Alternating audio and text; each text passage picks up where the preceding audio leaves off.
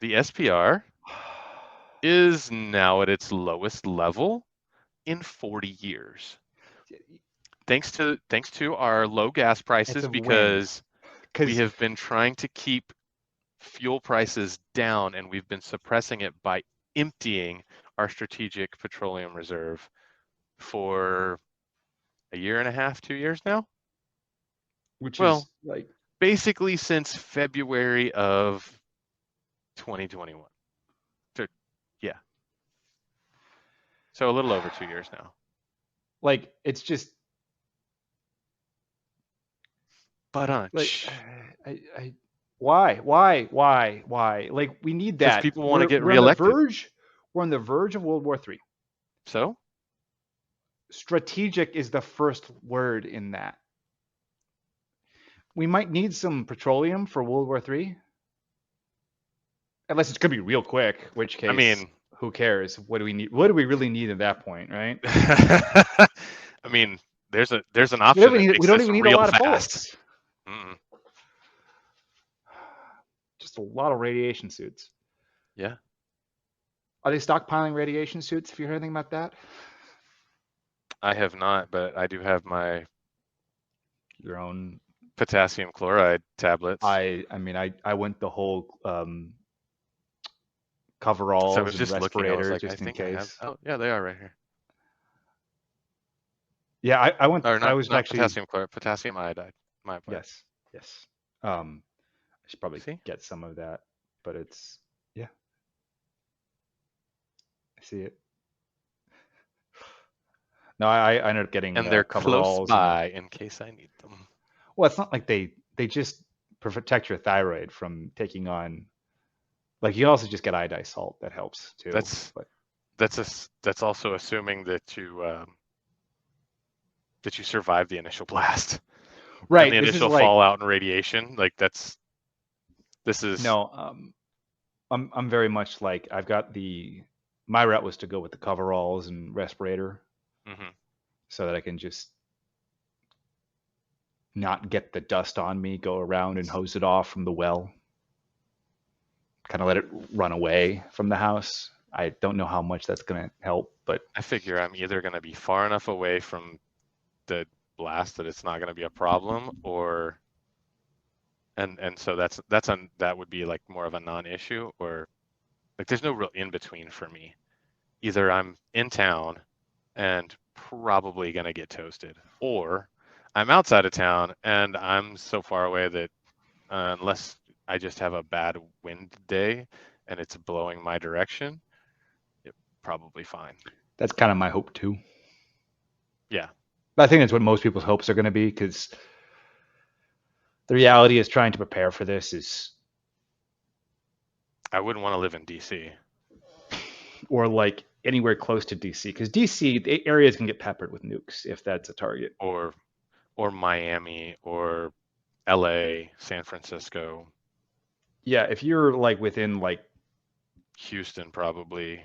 100 miles of a military base, I'd be concerned, like a major military installation. Yeah. But I don't actually think that's how it's going to go down. I don't think so either. I like it's But one of those that like a lot of people worry about it, but I'm looking at it and I'm going, dude, it's mutually assured destruction. I don't think anybody's going that route. Like people talk a lot of like they run their mouth a lot about nukes. But we've proven over and over again that nobody really wants to fire them. yeah, So and it's more that it's not going to be a first strike weapon. It's not going to be a. It's going to be a. the death rattles of a dying, Yeah, that's the real concern that's are the real the fear. strategic nukes, right? Or the tactical nukes. Sorry, not the strategic nukes. The tactical nukes, the ones that are like you're going to Yeah. smuggle in a Small cargo tonnage. truck Right. into a city and detonate one. Hmm. Um, it's not going to be a hydrogen bomb. It's going to be a small scale nuke that takes out a port and just a Right. port, Sure. and which in of And you want it itself is going to be crippling, but it's not worth like invoking mad.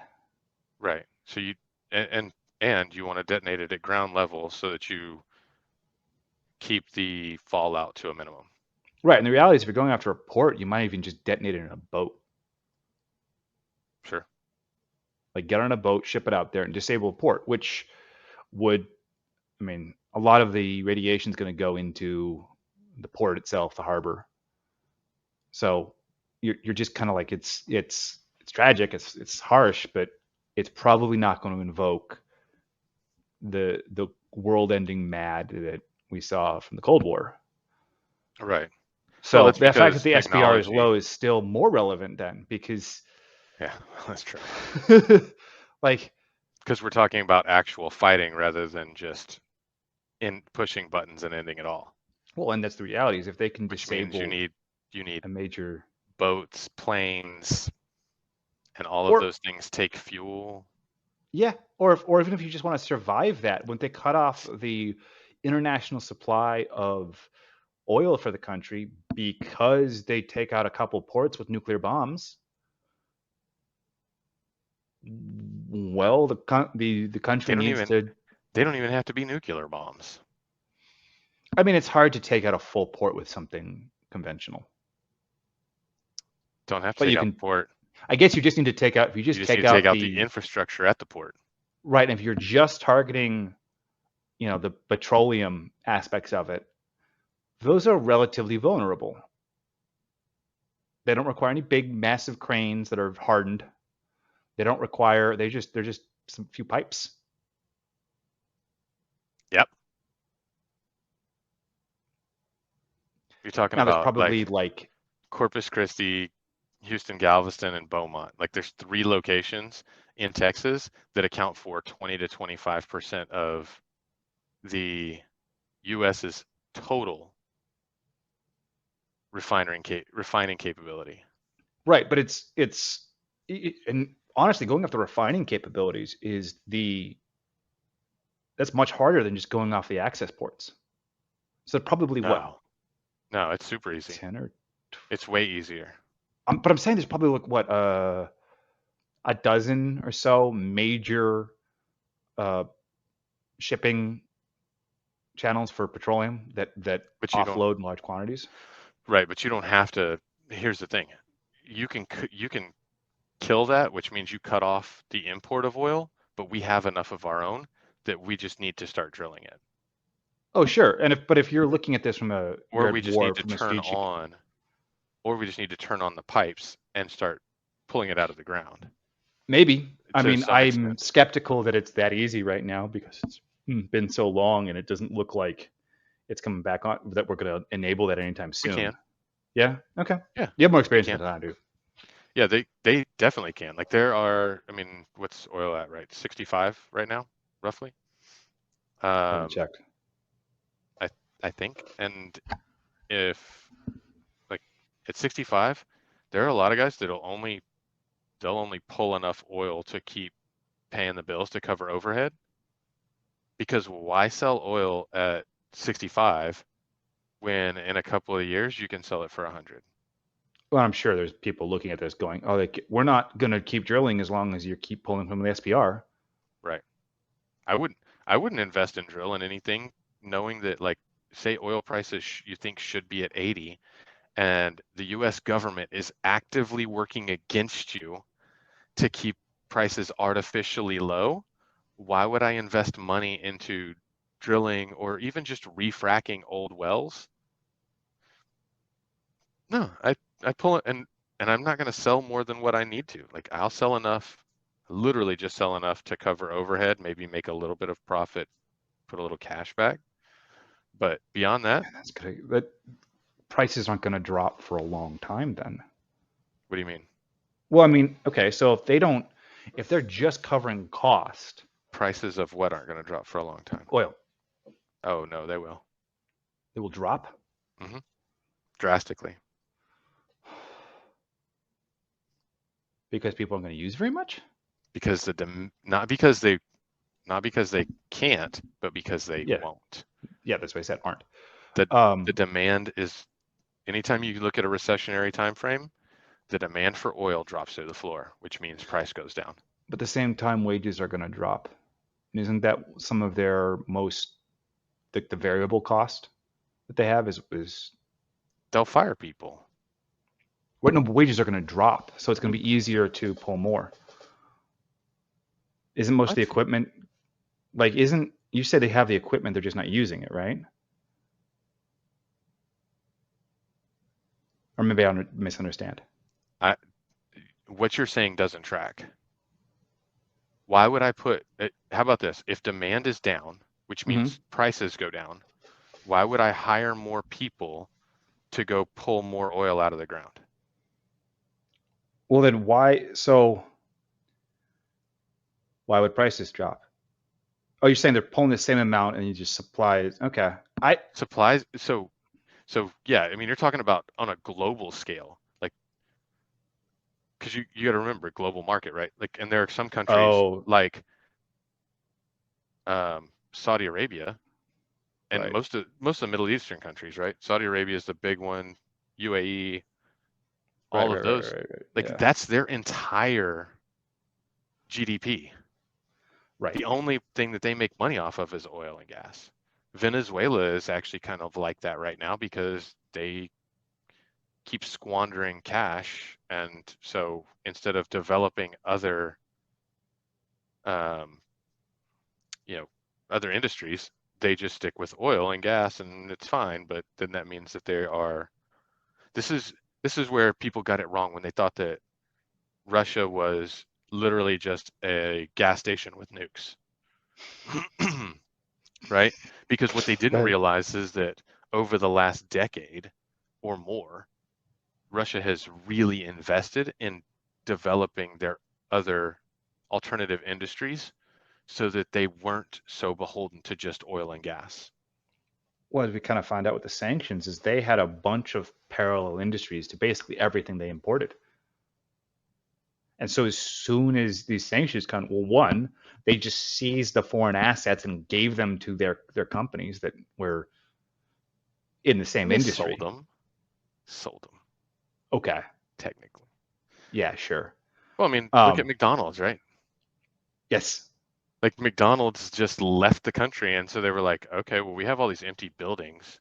They're not getting paid for. What are we going to do? Well, there was a guy who already had like a restaurant company.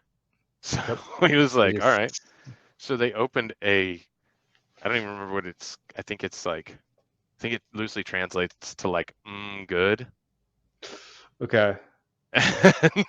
And it basically has the exact same, like the I thought exact same menu.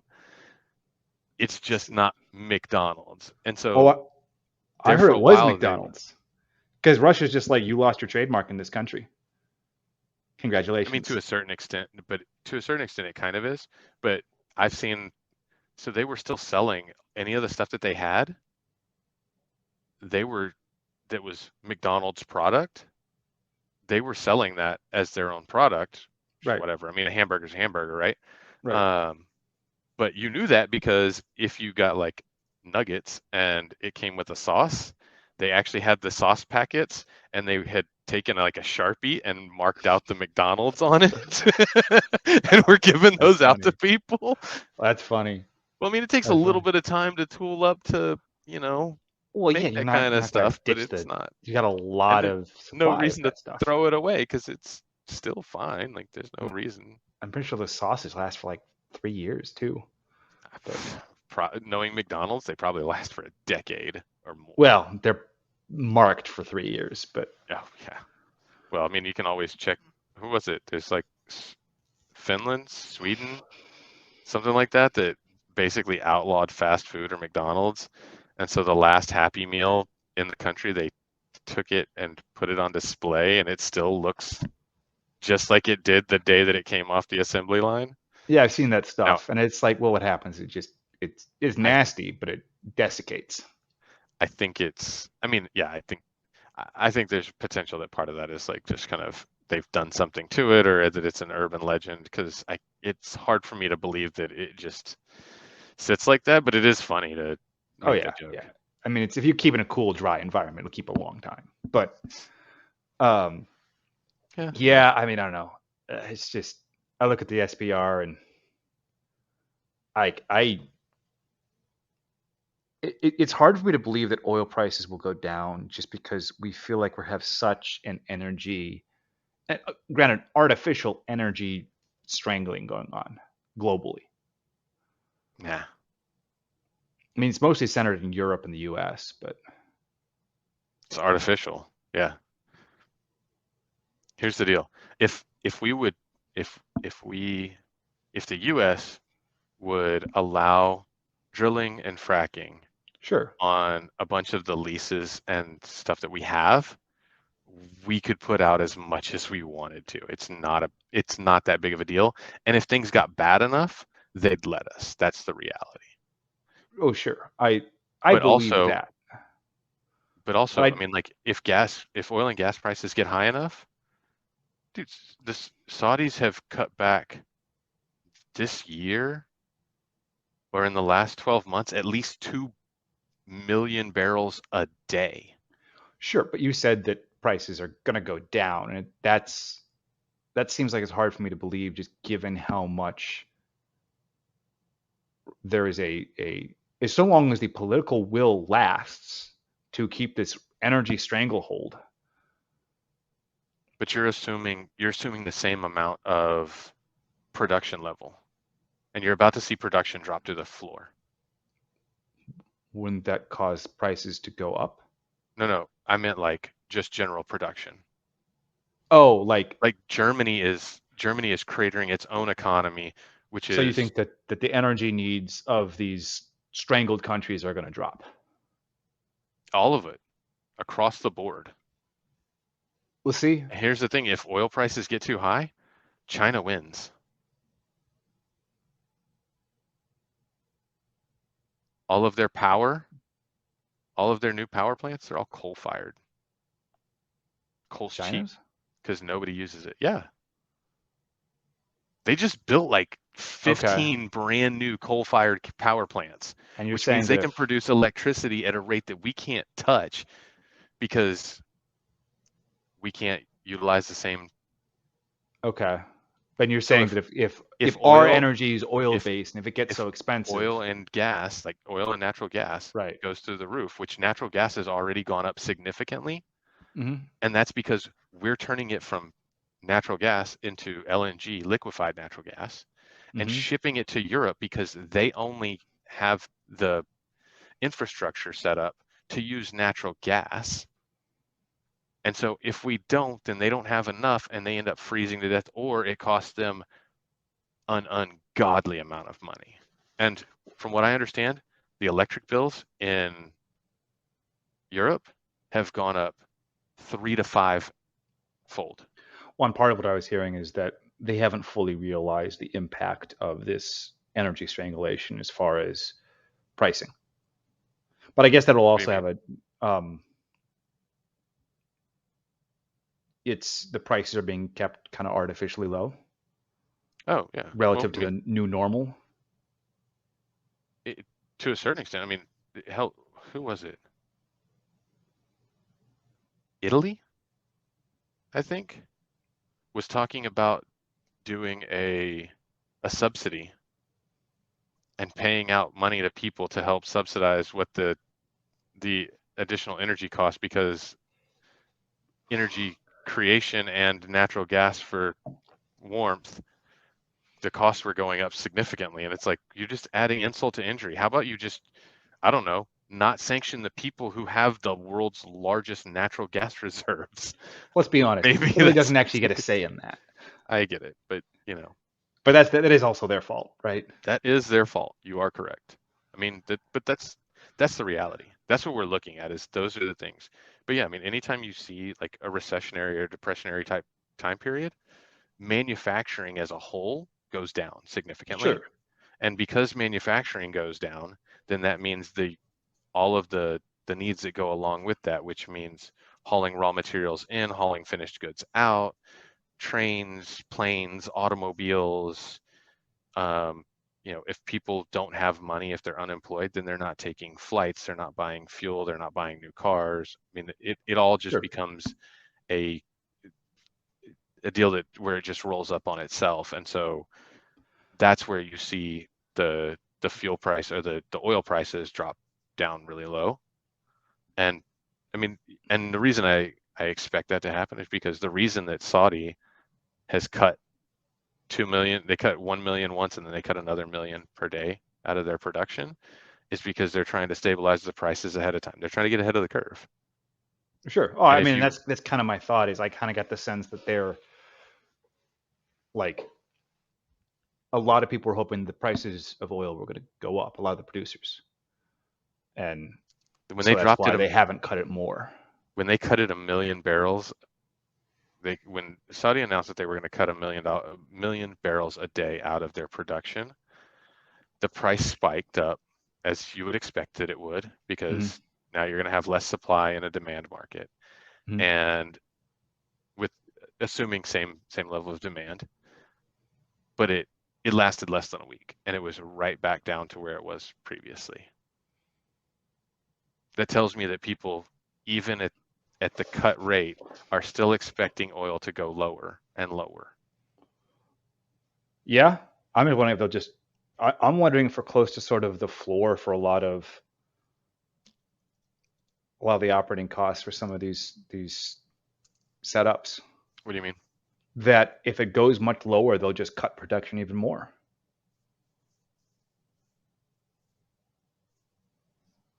I mean, Like yeah, the whole idea is they're that's cutting exactly what production they'll to do. reduce costs, right? Sure. Well, no, no, no. Are you talking about US or worldwide? Worldwide. Worldwide, no. It's just price manipulation. Mhm. It's purely price manipulation when it comes Well, to Saudi. okay, Absolutely. yes. With OPEC, yeah. I mean, most of that isn't that just don't they have just a lot of reserves for the most part? Oh, yeah, just Like, isn't there just up reserves, lower reserves, and that's how they deal with the market, and it's what they release? maybe. I mean, No, okay, I could be wrong on that, I but don't know.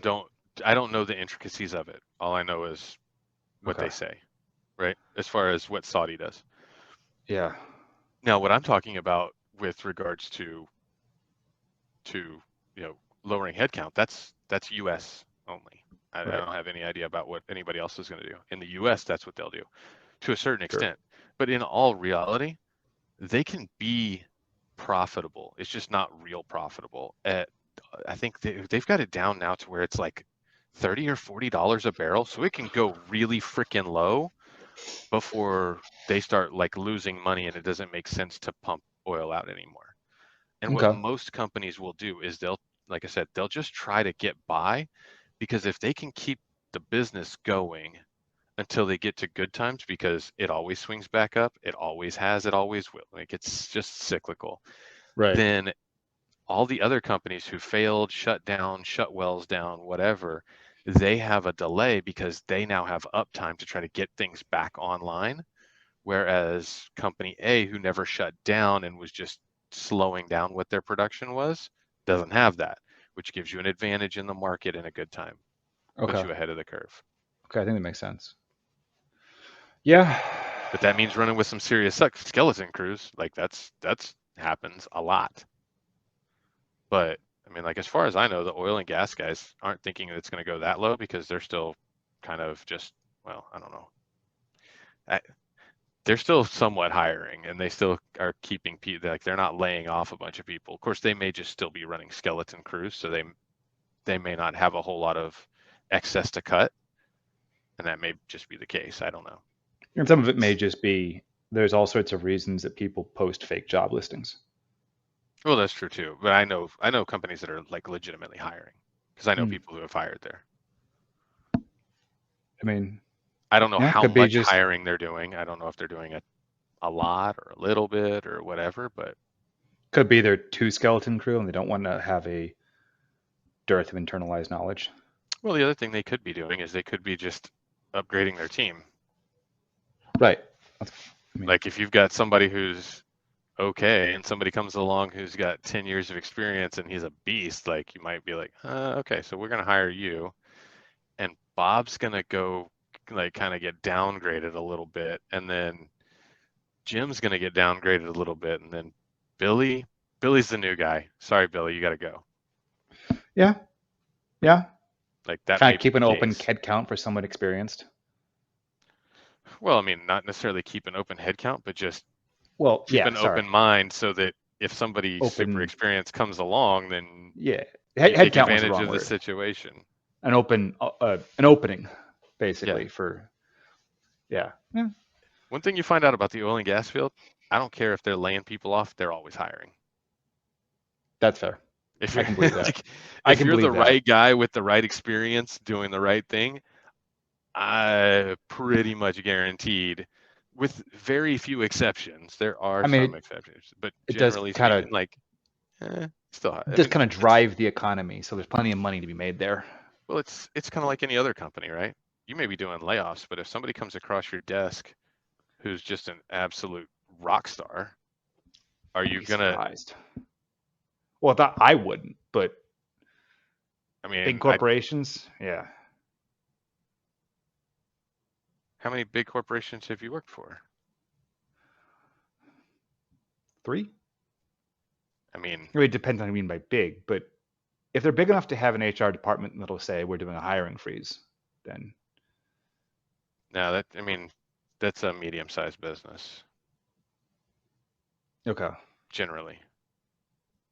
yeah, I mean, and here's the thing, like maybe medium-sized business is the problem because I guarantee you, like if a lot of corporate businesses, a lot of them that I'm aware of, they'll like I don't care if it's a downturn, like if I mean, let's how about this? Let's go basketball. If you were like the Nets and Michael Jordan became a free agent and you could pick him up cheap because he became a free agent, like now's not a great time, but I'll take a shot at it, right? Like well, and it's what you should do. There's a difference in what you should do. I believe it's absolutely the smart decision, but it's I'm not talking about smart. We're talking about no, what. I'm saying like well, I know a lot of small businesses that will absolutely do that. Oh yes, 100%. Absolutely do that. Now, I don't know about the medium-sized businesses. I haven't worked for a lot of them, but everybody that I work for is either like a gigantic corporation or they're a small business. Well, it's some of it's come down to what I've seen, and I don't know all industries, but a lot of what I've seen, it kind of comes back to what we were talking about earlier with the degradation of society, is that what the machine says not to hire people. Right. Well, and part of that also goes with if they've hired the wrong people to be in the wrong positions, then they're going to make wrong decisions. Like Uh huh. Uh huh. that tracks the same thing, right? Like, and so Yep. that's why kind of small businesses I think probably do this best is because They like it, they're sort of if you implicitly meritocracy. if you don't have the budget, you got to compete some other way, Yep. and so that means you got to be smart. Well, if MJ shows up and I mean, not even say you're the New York Knicks, say you're like some like AAA basketball team that like and Michael Jordan's now freaking a free agent and nobody can afford to hire him because everybody's salary capped.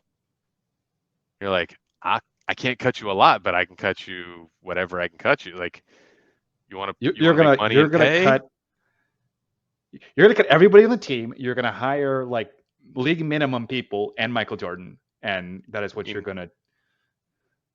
That's your offer. maybe. Yeah.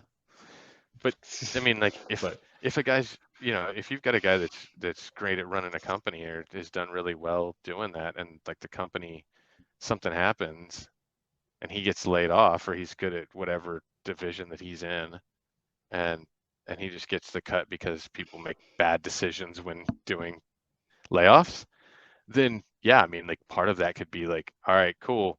I need a CFO. I need somebody to run the finance side of my business.